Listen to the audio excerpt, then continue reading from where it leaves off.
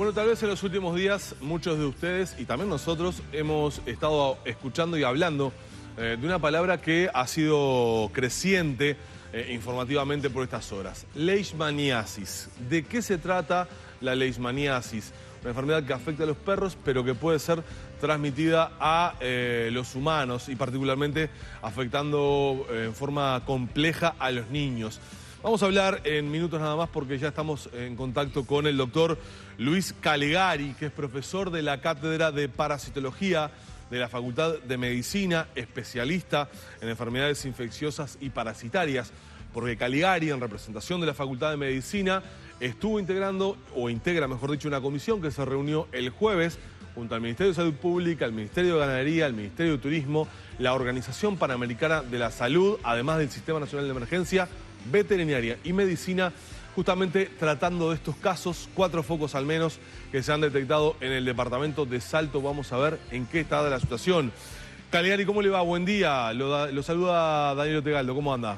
Buen día, mucho gusto. ¿Qué tal? Bueno, doctor, vamos a ponerle algún punto claro a la conversación para que la gente que no sabe de qué estamos hablando cuando hablamos de leishmaniasis pueda entenderlo. ¿Qué es concretamente la leishmaniasis? Bueno, de los que estamos hablando concretamente es de una forma de leishmaniasis visceral americana, le decimos nosotros, que es una parasitosis. Está producida por un parásito, un protozoario, que se transmite a través de un insecto que se alimenta de sangre, es un flebótomo. Ese es el nombre que nos tenemos, porque no es ni mosca ni mosquito, sí. Es un flebótomo. Es un insecto milimétrico. Muy chiquitito, de 2 o 3 milímetros a lo sumo, o sea que es de difícil ver, y sobre el cual además conocemos poco por sus hábitos de vida. Y este flebótomo entonces pica a partir de los reservorios que son perros, o sea, quienes tienen y ofertan gran cantidad de estos parásitos son los perros infectados. Entonces estos flebótomos lo van llevando hacia otros perros y eventualmente también hacia los humanos. Ajá. Doctor, eso es esencialmente el ciclo. Claro, ¿sí? Doctor, estos casos están en boga ahora, obviamente, por la cantidad que se han detectado a través de los controles que se realizan, de 4 focos concretamente en la zona de Salto.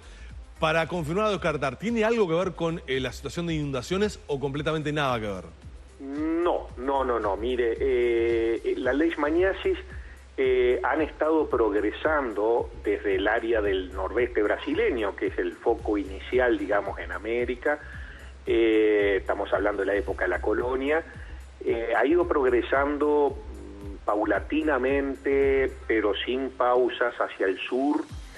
Y bueno, desde el estado de San Pablo luego se interna, llegando en la década alrededor de los 2000, llegando al área de la triple frontera Paraguay, Brasil, Argentina, donde empiezan a haber casos en perros, empieza a haber casos en humanos, ¿no verdad? En Misiones, en Corrientes, en Paraguay, Río Grande del Sur, y sigue avanzando hasta que en el año 2011 detectamos, en el 2010 detectamos al flebótomo, o sea, todavía no había casos, pero sí detectamos la presencia del vector en Bella Unión y en Salto. A partir de ahí empieza la vigilancia sobre este flebótomo hasta que en el año 2015, el año pasado, en febrero, justo va a ser un año, aparecen los primeros casos en perros en Arenitas Blancas, ahí cerca de Salto, ¿no verdad? Esto ha sido, vamos a decir, entonces una progresión constante de esta parasitosis, donde tal vez el desplazamiento del flebótomo no es ajeno a los cambios climáticos, pero no necesariamente a las crecientes. Este es al revés, este es un fenómeno que se nos agregó en este periodo de vigilancia y que complicó claro, en parte el trabajo, ¿no verdad?, en las zonas anegadas, pero es independiente de eso. Doctor, le habla Gisela Moreira, mucho gusto. Sí, ¿qué tal? ¿Cómo le va? Muy bien, gracias. La gente que está en su casa, ¿no?, y tiene un perro doméstico, y le interesaría saber si hay algún síntoma que puede percibir en su perro para ver si tiene la enfermedad. ¿Hay síntomas? Sí, hay síntomas y a veces muy notables, ¿no verdad? perros que, bueno, de repente que tienen pérdida de cabello, que tienen lesiones en la piel que no curan, por ejemplo, lesiones incluso que se avichan y esas bicheras no curan, el agrandamiento desmedido de las uñas y sobre todo un proceso de adelgazamiento, de pérdida de peso, donde pierde las ganas, hasta que puede llegar hasta la postración del animal, ¿no? ¿Verdad? En un estado muy lamentable.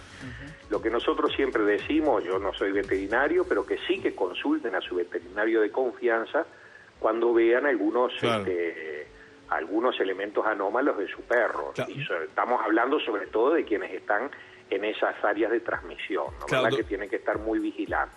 Doctor, nos queda claro que usted no es veterinario, pero ha estado trabajando en forma muy codo a codo con el doctor Carlos, con Carlos Soto, por ejemplo, de la Facultad de Veterinaria, en este grupo interinstitucional, por llamarlo de alguna manera, que ha estado trabajando con el eje en el Ministerio de Salud Pública.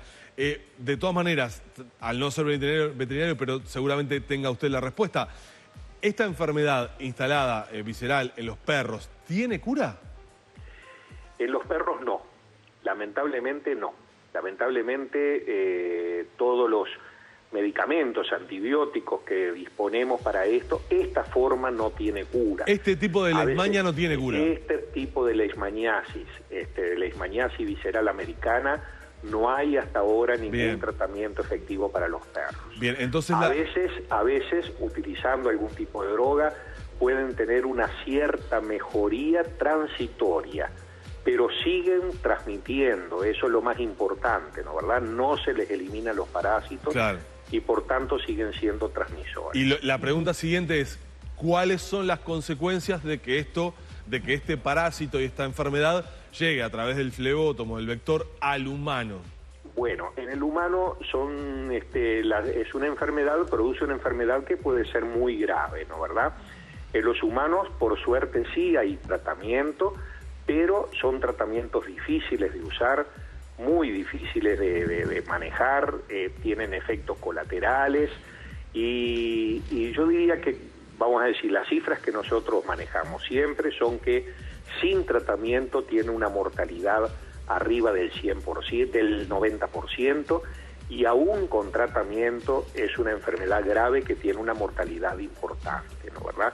Entonces lo que tenemos que hacer nosotros es tratar de evitar que se infecten los humanos y actuar muy precozmente cuando hay alguna infección. Claro, en el final quiero preguntarle, actuar precozmente y rápido quiere decir que en el caso de que el perro esté infectado y, como bien usted aclara, no hay una solución posible para animales, recomendar a esa familia la eutanasia del animal. Bueno, sí, esa es una de las tantas medidas, ¿no? ¿Verdad? O sea, hay medidas que están dirigidas a distintas cosas. Hay medidas de protección de las personas, por ejemplo, y en esas medidas siempre está los flebótomos estos actúan desde el atardecer hasta el amanecer. ¿No se pueden fumigar, ¿verdad? Por ejemplo, estos mosquitos? No. No se puede fumigar, no son efectivas las fumigaciones que se emplean hasta este momento. Son mosquitos que no dependen de fuentes de agua para su cría, se crían en terrenos húmedos sí, pero dentro de la tierra, la forma larvaria, por eso es muy difícil de actuar sobre el mosquito. Sobre el mosquito no, sobre el flebótomo. Pero sí podemos hacer medidas de protección. Y esas medidas de protección llevan en parte a alejar a los perros y otros animales de la vivienda o de la cama humana, sobre todo en las horas de acción de estos flebótomos, que es durante la noche, desde el atardecer hasta el amanecer. El uso de mosquiteros, el uso en las personas, sobre todo de los niños, el uso de repelentes, y también sobre los perros, ¿no? ¿Verdad? El uso de collar de deltametrina, que es lo único que está indicado en este caso, el tratar de alejar a los perros de otros animales que, si bien no se infectan, sirven de alimentación para los flebótomos, como pueden ser las gallinas, ¿no? ¿Verdad? Esas son todas medidas que hay que hacer, además de una limpieza del ambiente, medidas dirigidas a limpiar el ambiente cercano a la vivienda, porque en aquellos terrenos que tienen muchos residuos orgánicos, restos de hojarasca, de hoja, de madera, incluso deyecciones de animales, etcétera, etcétera, es donde se crían las larvas de estos flebótomos. Entonces eso es lo que tenemos que disminuir el riesgo tratando de mantener limpios los terrenos. Doctor Luis Calegari. Bueno, y la medida que usted me decía, sí, está propuesto y mediante el acto voluntario de los tenedores de ese perro se está procediendo a la eliminación de aquellos perros en forma humanitaria, ¿no verdad?, de aquellos perros infectados, tratando de disminuir la carga de reservorios que hay en cada uno de esos territorios. Doctor Calegari, más que ilustrativo ha sido el contacto con ustedes. Esta mañana vamos a seguir atentos, tanto como ustedes, en cuanto a la vigilancia, para poder estar informando, sobre todo porque es un tema donde creo que la comunicación es muy importante, ¿no? Poniendo especial énfasis en su justa medida a lo que los profesionales, en este caso, están aconsejando y recomendando, ¿no? Exactamente, y les agradezco mucho por esa razón, ¿no verdad? Porque creo que debemos estar bien informados para entender algo que es nuevo para nosotros. Claro. Calegari, gracias por este contacto, muy amable. Bien, allí estaba el doctor Calegari de la Cátedra de Parasitología de la Facultad de Medicina. A propósito de este tema, brevemente en el final quiero comentar que las protectoras de animales, era esperable, se iban a movilizar y de hecho anuncian una movilización para esta tarde frente al Ministerio de Salud Pública, reclamando que no se llegue a sacrificar a los animales, va sobre el entendido de que hay alternativas. El doctor lo acaba de decir claramente, que no hay alternativas para este tipo de leishmaniasis. Obviamente cada cual tiene su punto de vista sobre este tema, pero sin duda va a seguir estando arriba de la mesa a nivel informativo.